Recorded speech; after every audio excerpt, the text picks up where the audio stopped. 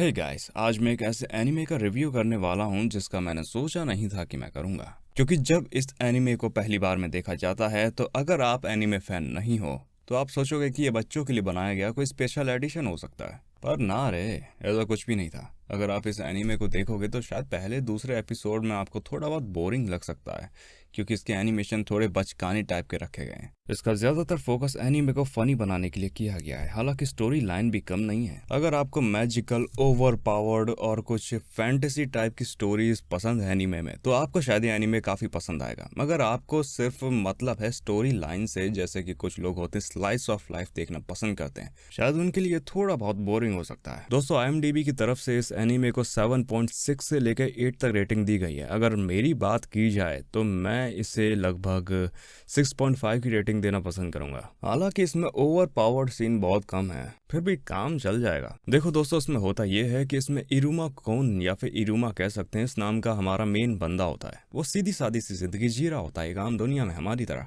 लेकिन अचानक, जो कि ज्यादातर एनिमेज में होता है, अचानक टाइम रुक जाता है और एक डीमन अपीयर होता है। पता चलता है कि वो एक बहुत ही हाई रैंक डीमन है अपनी दुनिया में, जिसे चेयर डीमन के नाम से जाना जाता है। दोस्तों, जैसे कि किसी भी बड़ी कंपनी में चेयरमैन होते हैं जो कि पूरी कंपनी को संभालते हैं, वैसे ही उनकी दुनिया में डीमन किंग बहुत पहले ही मर चुका था। मगर लोगों को अभी लग रहा था कि वो कहीं ना कहीं जिंदा है, तो पूरी दुनिया को चलाने के लिए डीमन किंग की जगह 4 या 5 हाई रैंक डीमंस को चुना जाता है, जिन्हें चेयर डीमंस के नाम से जाना जाता है। इनका बेसिकली काम था कि डीमन स्कूल और डीमन सोसाइटी को चलाना, क्योंकि अगर आम जनता को पता चलता कि उनका रक्षक डीमन किंग असल में जिंदा ही नहीं है तो शायद उथल पुथल होने लग जाती। डीमन दोबारा अपनी उसी साइकिल में पहुंच जाते जहां वो पहले इंसानों का शिकार किया करते थे। हालांकि अब इस दुनिया में शिकारों को हुए इतना ज्यादा टाइम हो चुका था कि आम डीमन इंसानों को एक मिथ के सिवा कुछ और नहीं मानते थे। सिर्फ हाई रैंक डीमन ही थे जो कि जानते थे कि एक और दुनिया एग्जिस्ट करती है जिसमें इंसान रहते हैं। तो उस चेयर डीमन ने इरुमा को असली दुनिया से उठा लिया था, ये कह के कि उनके माँ बाप ने इरुमा को बेच दिया कुछ पैसों के बदले।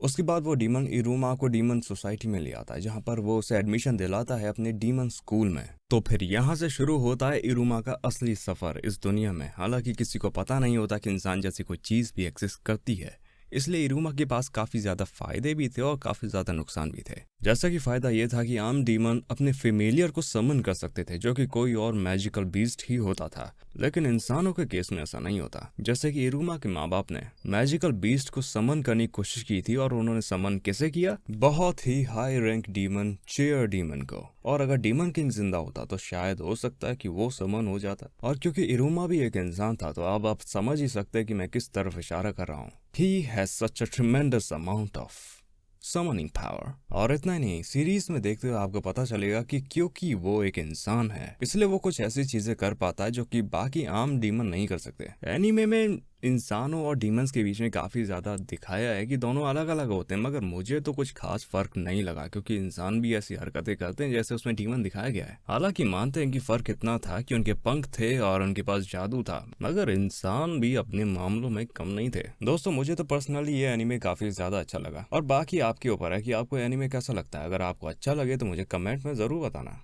और अगर कोई सोचता है कि मैंने स्पॉइलर कर दिया, तो असल में ये दोस्तों स्पॉइलर नहीं था। मैंने बस आपको मूवी का ओवरव्यू बताया, और जो जो खास चीजें मुझे पसंद आई मैंने बस वो बताया। तो दोस्तों, मैं सोच रहा था कि क्यों ना इस डबिंग चैनल को एनीमे रिव्यू चैनल में बदल दिया जाए। हाँ, हालांकि डबिंग उतनी ज्यादा आसान भी नहीं पड़ती है, मगर आप लोग सोच रहे होंगे कि इस बंदे ने कितने टाइम पहले मूवी ली थी, पता नहीं इसने शुरू भी की है कि नहीं। तो दोस्तों, असल में बात यह है कि वो काफ़ी पहले ही लगभग 90% कंप्लीट हो गई थी, मगर हम अपने पर्सनल कामों में इतने फंस गए थे कि उसके लिए बस उम्मीदें ही जगाते रहे, कभी रिलीज की ही नहीं। मगर मुझे हैरानी तो ये है कि हमारे इतने डाई हार्ड फैंस हैं जो हमारा पीछे आसानी से नहीं छोड़ेंगे, क्योंकि उन्होंने शुरू में ही कह दिया था, मतलब कई कमेंट्स मैंने देखे थे कि अगर हम टैंकिनो को मूवी देखेंगे तो सिर्फ और सिर्फ आपकी ही देखेंगे, वरना हम देखेंगे ही नहीं।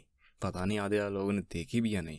मुझे तो ऐसे ही लगा कि ज्यादातर सबिंग देख कर बैठ गए होंगे, मगर फिर भी एक अंदर से रहता है कि इन बंदों ने पहले भी काफी अच्छी मूवीज की हैं, तो दोबारा देखने में क्या जा रहा है। तो इन सब के लिए thank you so much guys, सच में हम जैसे नाकारा और बेवकूफ लोगों पे विश्वास करने के लिए। चलो दोस्तों, आज के लिए बकर बकर बहुत हो गई। तो अगर आपको मेरा ये वीडियो पसंद आया तो मुझे कमेंट में बताना कि आपको ऐसा कौन सा इंटरेस्टिंग चीज लगी जो मैं करता हूँ वीडियो में, ताकि मैं आगे और भी वीडियोस ऐसे रिव्यू के आपके लिए ला सकूं। तो तब तक के लिए गुड बाय, टाटा, सायोनारा, सियोनारा, क्या बोलते हैं जापानीज में भाई।